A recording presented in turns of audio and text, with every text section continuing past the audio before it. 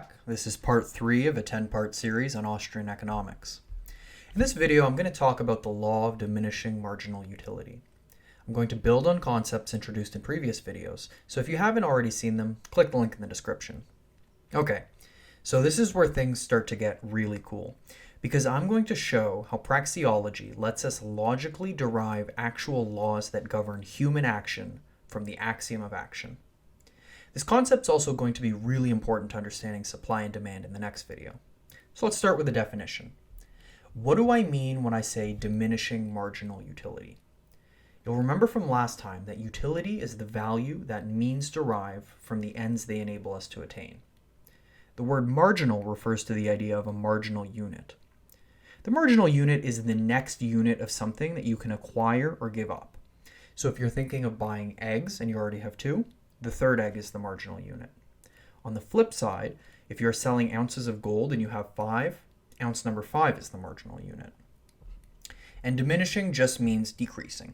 So the law of diminishing marginal utility is a law that states that as one acquires additional units of anything, the value, or utility, of each additional or marginal unit decreases. Now, I want to show you the proof for this law, but first a quick recap. Last time I talked about how people have ends and they are always choosing between ends, expressing a preference. And these preferences form a hierarchy of higher and lower priority ends. People use means to achieve their ends. However, means are scarce.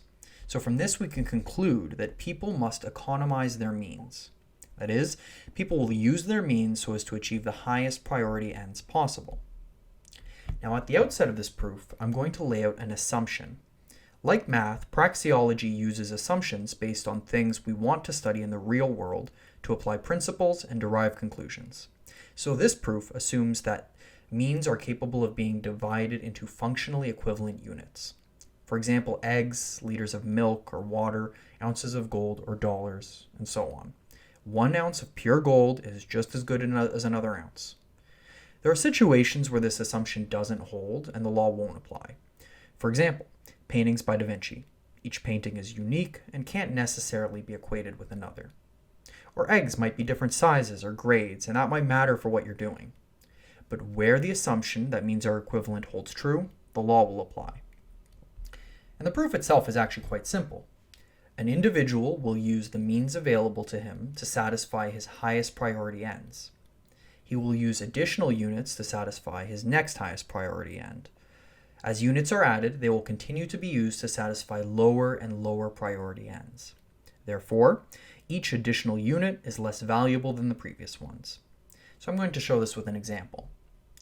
Let's imagine a situation where you have a mean that satisfies the assumption, like water.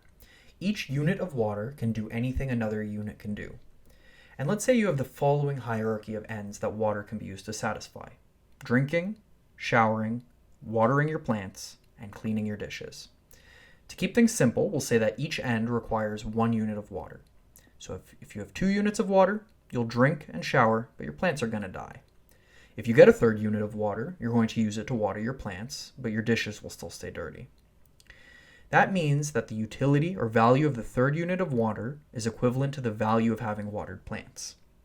Then, the utility of the 4th unit of water will be equal to the value of having clean dishes. And remember the hierarchy. Since we value having watered plants more than clean dishes, this means that the 3rd unit of water is more valuable than the 4th. And this will be true for the 5th unit, then the 6th unit, and so on. Okay, so now I want to add another layer to this. Let's say that you're exchanging one thing for another. So we'll say water for eggs. Say you have 3 different uses for eggs, and they all require 3 eggs, and they fit into your hierarchy like this. Your priorities are drinking, making an omelet, showering, watering your plants, baking a cake, washing your dishes, and making a quiche. We'll say that you start out with 2 units of water and 9 eggs. And the question is, would you trade 3 eggs for 1 unit of water? Well, right now you can make an omelet, bake a cake, and make a quiche, but you can only drink and shower. You can't water your plants, and you can't clean your dishes. If you trade away 3 eggs, you have to give up the quiche, but you preferred watered plants to quiche, so you'll make the trade. Then, would you trade another 3 eggs for a 4th unit of water? Look at the ends. You have to give up baking a cake to be able to clean your dishes. Since you prefer baking a cake to washing your dishes, you won't make the trade. And that's the law of diminishing marginal utility. It's why when you go to the store, you buy 1 carton of eggs, but not 2. The second carton will satisfy lower priority ends than the first one would. Now, this episode was a bit shorter, but it's really important because it's going to form the basis on which we build to understand the law of supply and demand, which we'll talk about next time. Until then, if you found this video helpful, please like, comment, and subscribe. Hit the notification bell to make sure you don't miss part 4, and if you really want to help out the channel, just share it with a friend. Thanks, and see you next time.